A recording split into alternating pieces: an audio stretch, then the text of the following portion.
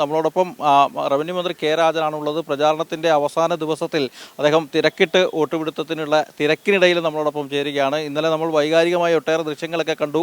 ചൂരൽമല നിവാസികൾ അദ്ദേഹത്തിന് വേണ്ടി തൃശ്ശൂരിൽ ഒല്ലൂരിലെത്തി വോട്ട് ചോദിക്കുന്നു. അതിൽ തന്നെ ചോദിച്ചു തുടങ്ങാം. ഇന്നലെ എല്ലാവരുടെയും മനസ്സിനെ ടച്ച് ചെയ്ത ഒരു ദൃശ്യങ്ങളായിരുന്നു അത്.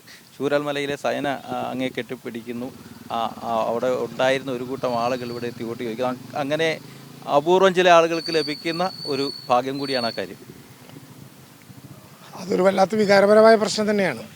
അവർ വോട്ട് പിടിക്കാൻ വന്നതല്ല, അവർ വോട്ട് പിടിക്കാൻ വരട്ടെ എന്ന് നേരത്തെ ഞങ്ങളോട് ചോദിച്ചിരുന്നു.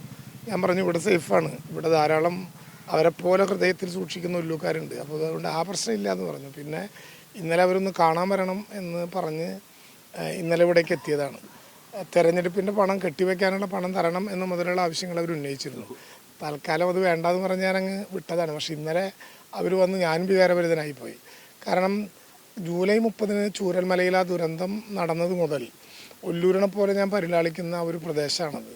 വ്യക്തിപരമായിട്ട് എനിക്ക് ചില ചുമതലകളുള്ളതുകൊണ്ട് ഞാനെന്നല്ല, നമ്മുടെ ഗവൺമെൻറ് തന്നെ. പക്ഷേ അതിൽ ആ ഗവൺമെൻറ്റിൻ്റെ ചുമതലക്കാരൻ എന്ന നിലയിൽ അവിടുത്തെ ആളുകളുമായി ബന്ധപ്പെട്ട് അങ്ങനെ ഒരു അടുപ്പുണ്ടാക്കാൻ കഴിഞ്ഞിട്ടുണ്ട് എന്നുള്ളതുകൊണ്ട് അവരുടെ ഒരു കൂടപ്പുറപ്പ് മത്സരിക്കുമ്പോൾ വരണമെന്ന് പറയുന്നത് പോലെ വന്നതാണ്. അന്ന് കുറച്ച് നാളായി കണ്ടിട്ട്, ഇപ്പോൾ മാർച്ച് 1 കഴിഞ്ഞിട്ട് കണ്ടിട്ടില്ല. അപ്പം അങ്ങനെ ചില സ്വകാര്യം പറഞ്ഞ കൂട്ടത്തിലുള്ള പറഞ്ഞത് ഞങ്ങളെല്ലാവരും കണ്ടിരുന്നു. വീണ്ടും എൻ്റെ മക്കളുടെ അടുത്തേക്ക് ഒരു വട്ടം കൂടി വരണം എന്ന് പറഞ്ഞിരുന്നു. എന്ത് മറുപടിയാണ് അവർക്ക് കൊടുക്കാൻ കഴിയുന്നത്? ഉറപ്പായിട്ടും ആ ആർജവത്തോടു കൂടി തന്നെ തിരിച്ചു വരും. അതുതന്നെയായിരിക്കും ഒല്ലൂക്കാരുടെ ഏറ്റവും പ്രധാനപ്പെട്ട ആവശ്യം. ആ 3 മക്കളും പുത്തുമലയിലെ ഗ്രൗണ്ടിൽ ഒരു കേന്ദ്രത്തിലാണ്. ഞാൻ കഴിഞ്ഞ തവണ 1ാം വാർഷികത്തിന് ജൂലൈ 30 അവിടെ പോയി.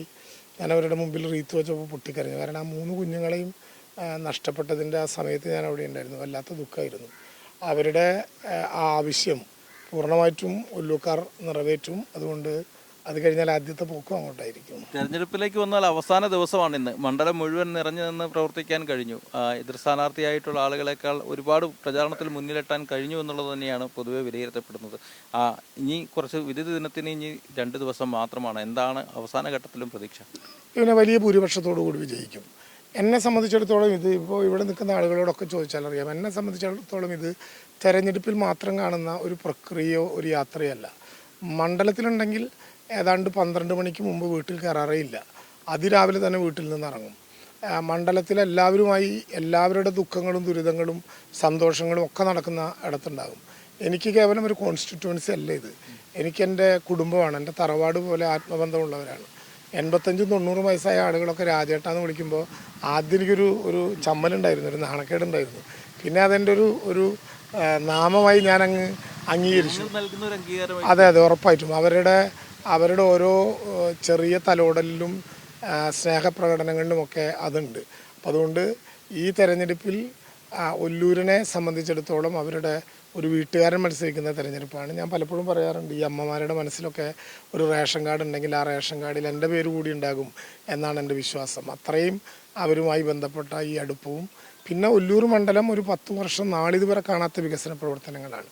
കേവലം 18 പട്ടയങ്ങൾ മാത്രം UDF കൊടുത്തിരുന്ന ഒരു സ്ഥലത്ത് 3000-ലേറെ മലയോര പട്ടയങ്ങൾ വിതരണം ചെയ്ത് 5000-ലേറെ പട്ടയങ്ങൾ തയ്യാറാക്കി കേന്ദ്രത്തിലോട്ട് അയച്ച് ഒരുപക്ഷെ ചരിത്രത്തിൽ ഒല്ലൂർ കണ്ടതിൽ വെച്ച് ഏറ്റവും വലിയ ഭൂ ഉടമസ്ഥത കൂടി രേഖ കിട്ടിയ ഒരു കാലം. അപ്പോൾ അതൊക്കെ ജനങ്ങളുടെ മനസ്സിലുണ്ടാകും. ഒരു ചോദ്യം, കോടതിയുടെ ഭാഗത്തു നിന്നും പ്രധാന സ്ഥാനാർത്ഥി എതിരായിട്ട് മത്സരിക്കുന്ന ഷാജി കോടങ്ങനത്തിന് ഒരു തിരിച്ചടി ഉണ്ടായി. അപകീർത്തികരമായ പരാമർശങ്ങൾ പിൻവലിക്കണമെന്നും മാപ്പ് പറയണമെന്നും ആവശ്യപ്പെട്ടു.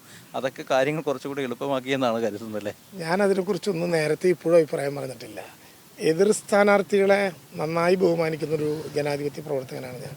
എൻ്റെ വിശ്വാസം ജനാധിപത്യത്തിൽ ഭരണപക്ഷം മാത്രം പോരാ എന്നുള്ളതാണ്. ഭരണപക്ഷവും പ്രതിപക്ഷവും പക്ഷമില്ലാത്തവരും ഒക്കെ കൂടിയതാണ് ഒരു ജനാധിപത്യ ലോകം. തെരഞ്ഞെടുപ്പ് നല്ല രാഷ്ട്രീയവും ആശയവും പറയാനുള്ള ഒന്നാണ്. അതൊരിക്കലും വ്യക്തി കേന്ദ്രീകൃതമായിട്ടുള്ള ആക്രമണത്തിൻ്റെ വേദിയാവരുത്. ജനങ്ങളിതൊക്കെ കാണുന്നവരാണ്, അവർക്ക് കണ്ടാൽ മനസ്സിലാകും. അതുകൊണ്ട് ഒരുപാട് കാലമൊന്നും ആരെയും കബളിപ്പിക്കാൻ പറ്റില്ല. ഞാനൊരു കാരണവശാലും അക്കാര്യത്തെക്കുറിച്ച് എന്തെങ്കിലും അഭിപ്രായം പറയുന്നില്ല. ഒക്കെ കണ്ടുപോവുകയാണ്. നല്ല രാഷ്ട്രീയമാണ് ജനങ്ങൾക്കിടയിൽ പറയുന്നത്, നല്ല വികസനമാണ് ജനങ്ങൾക്കിടയിൽ പറയുന്നത്. അവരുടെ പ്രശ്നങ്ങൾ ഇനിയും തീരാനുള്ള ഒരുപാടുണ്ട്. അതിൽ കൂട്ടായി ഒരുമിച്ച്, എൻ്റെ മാത്രം മിടുക്കല്ല, ഇവരെല്ലാം ഒരുമിച്ച് ഒല്ലൂർ നേടിയ വികസന നേട്ടം അതുപോലെ തുടരണം. അത്രയേ ഉള്ളൂ ആ കാര്യം.